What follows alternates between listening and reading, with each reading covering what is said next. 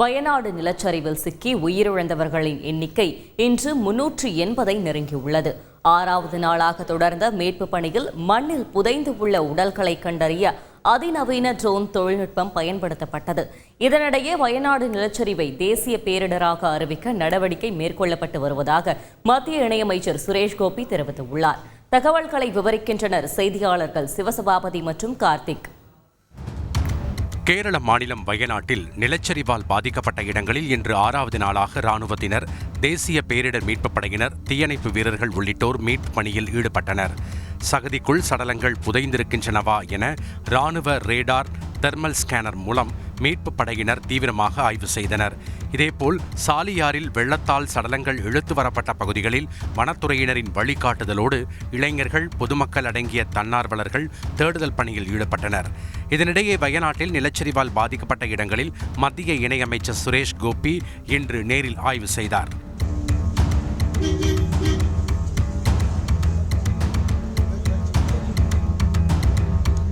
பின்னர் செய்தியாளர்களிடம் பேசிய அவர், வயநாடு நிலச்சரிவை தேசிய பேரிடராக அறிவிக்க நடவடிக்கை மேற்கொள்ளப்பட்டு வருவதாக தெரிவித்தார். நிலச்சரிவால் மனதளவில் பாதிக்கப்பட்டவர்களை மறுவாழ்வுக்கு கொண்டு வர வேண்டியது பிரதானமான பணியாக இருக்கிறது. மாயமானவர்கள் தொடர்பான விவரங்கள் இன்னும் சரியாக கிடைக்கவில்லை. தேடுதல் மற்றும் மீட்பு பணிகளுக்காக கூடுதல் பாதுகாப்பு படை வீரர்கள் தேவை என கேரள அரசு கேட்டுக்கொண்டால் மத்திய அரசு வழங்குவதற்கு தயாராக உள்ளது. தொடர்ந்து நிலச்சரிவில் சிக்கி காயமடைந்தவர்கள் அனுமதிக்கப்பட்டிருக்கும் மருத்துவமனைக்கு சென்று பாதிக்கப்பட்டவர்களுக்கு சுரேஷ் கோபி ஆறுதல் தெரிவித்தார்.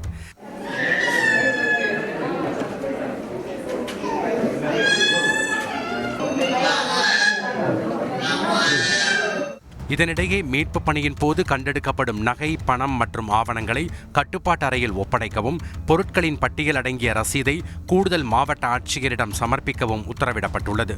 நடிகர் சிரஞ்சீவி மற்றும் அவரது மகன் ராம்சரண் வயநாடு நிலச்சரிவில் பாதிக்கப்பட்ட மக்களுக்கான முதல்வர் நிவாரண நிதிக்கு 1 கோடி ரூபாய் வழங்கியுள்ளனர். இதேபோல் முன்னணி தெலுங்கு நடிகர் அல்லு அர்ஜுன் 25 லட்சம் ரூபாய் நிதியுதவி அளித்துள்ளார்.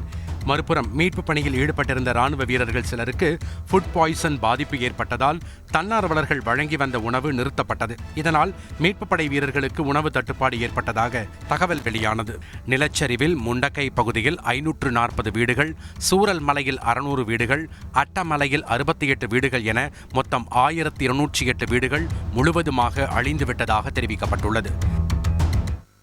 கார்த்திக், மாயமான உடல்களை மீட்க மீட்பு குழுவினர் இன்று எந்த மாதிரியான முயற்சிகளை மேற்கொண்டனர்? இந்த பணிகள் எப்போது நிறைவு பெற வாய்ப்புள்ளது? வயநாடு நிலச்சரிவில் 6வது நாள் மீட்பு பணி நிறைவடைந்திருக்கு. இதுவரைக்கும் 380க்கு மேற்பட்டோர் உயிரிழந்திருக்காங்க. 180 பேர் இதுவரை காணவில்லை என்று மாவட்ட நிர்வாகம் தரப்பில் சொல்லியிருக்காங்க.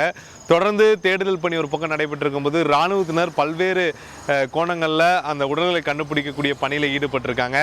இன்று கூட ரிட்டையர்டு மேஜர் ஜெனரல் இந்திர பாலன் அப்படிங்கிற அவர் தலைமையில் கொண்ட குழு புதிய டெக்னாலஜியின் அடிப்படையில் மண்ணுக்கு கீழ் புதைந்த உடல்களை கண்டுபிடிக்கும் பணியில் ஈடுபட்டு இருக்காங்க. அதை நாளை 7 சிவப்பு மண்டலங்கள் தேர்வு செய்திருப்பதாகவும் அங்கு அந்த பணியை நாளையிலிருந்து தொடங்க இருப்பதாகவும் தெரிவிச்சிருக்காங்க.